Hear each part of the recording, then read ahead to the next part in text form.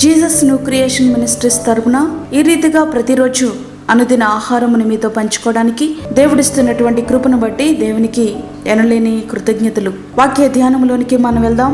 91వ కీర్తన 15, 16 వచనాలు. అతడు నాకు మొరపెట్టగా నేను అతనికి ఉత్తరమిచ్చేదను, శ్రమలో నేను అతనికి తోడై ఉండేదను, అతన్ని విడిపించి అతని గొప్ప చేసేదను, దీర్ఘాయువు చేత అతని తృప్తిపరిచేదను, నా రక్షణ అతనికి చూపించేదను.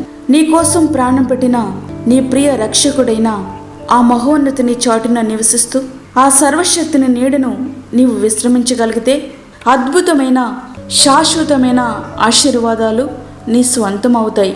మరలా నీ ప్రార్థనకు సమాధానం దొరికిద్ది. నీ కోరికను ఆయన సిద్ధింపజేస్తాడు. నీ ఆలోచన యావత్తును ఆయన సఫలం చేస్తాడు. నీ శ్రమలలో ఆయన నీతో పాటే ఉంటారు. శ్రమలలో ఆయన నీతో ఉంటే అవి శ్రమలే కాదు. సంతోషంలో ఆయన నీతో పాటు లేకుంటే అది సంతోషమే కాదు. నీ జీవిత నౌక యొక్క చుక్కానని ఆయనకు అప్పగిస్తే సుడిగుండాలలో ఎట్లా నడిపించాలో, ఎగసపడే అలల మధ్య ఎట్లా నడిపించాలో, నిర్మలమైన నీటిలో ఎట్లా నడిపించాలో ఆయన కంటే అనుభవం కలిగిన వారెవరూ లేరు.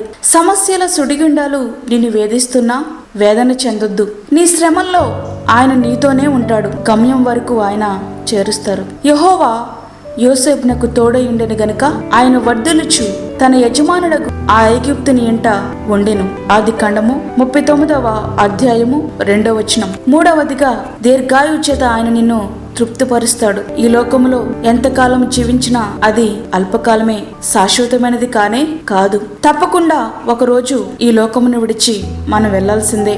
దీర్ఘాయువు అనే నిత్య జీవాన్ని ఇచ్చి ఆయన తృప్తిపరుస్తాడు. 4వదిగా ఆయన రక్షణ నీకు చూపిస్తాడు. రక్షణ అంటే శిక్ష నుండి తప్పించబడడం. నిత్య నరకాగ్ని అనే శిక్ష నుండి ఆయన నిన్ను తప్పిస్తారు. రక్షణ ఆయన నీకు చూపిస్తారు.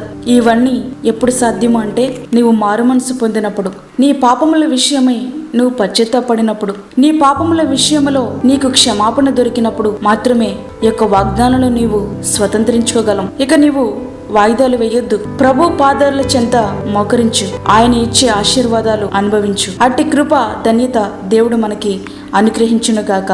ఆమేన్. చిన్న ప్రార్థన చేసుకుందాం. పరిశుద్ధుడైన తండ్రి, ప్రేమగల యేసు ప్రభువా, నీ ప్రేమగల పాదములకు లెక్కలేని స్తుతి స్తోత్రములు చెల్లించుకుంటున్నాం.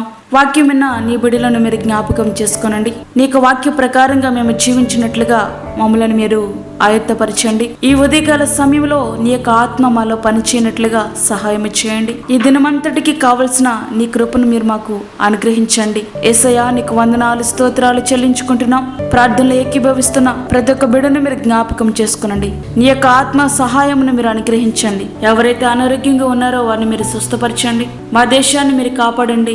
మా రాష్ట్రాన్ని మీరు కాపాడండి. రాష్ట్ర నాయకులు నీతి న్యాయములతో పరిపాలించుటకు సహాయం చేయండి. ప్రభా, చంటి బిడ్డలను, వృద్ధులను, గర్భిణీ స్త్రీలను మీరు జ్ఞాపకం చేసుకునండి. నీ భద్రత కిందకి వారిని మీరు తీసుకుని రండి. మాకు కాదు యెహోవా, మాకు కాదు, సమస్త మహిమ ప్రభావాలు మీకే ఆరోపించుకుంటూ యేసు పరిశుద్ధ నామమున అడిగి వేడుకుంటున్నాము తండ్రి. ఆమేన్. ఈ వర్తమానంలో మీ బంధువులకు, మీ స్నేహితులకు షేర్ చేయండి. ప్రభు పరిచర్యలో మీరు కూడా పాలిభాగస్తులు కండి. దేవుని దీవెనలు పొందండి. మీ ప్రార్థన అవసరతలు మాకు తెలియచేయండి. మా ఫోన్ నెంబర్ 9177377559. దేవుడు మిమ్మను దీవించునుగాక. ఆమేన్. మరిన్ని వీడియోస్ కొరకు మా ఛానల్ని సబ్స్క్రైబ్ చేయండి, షేర్ చేయండి, లైక్ చేయండి. దేవుడు మిమ్మల్ని దీవించునుగాక. ఆమేన్.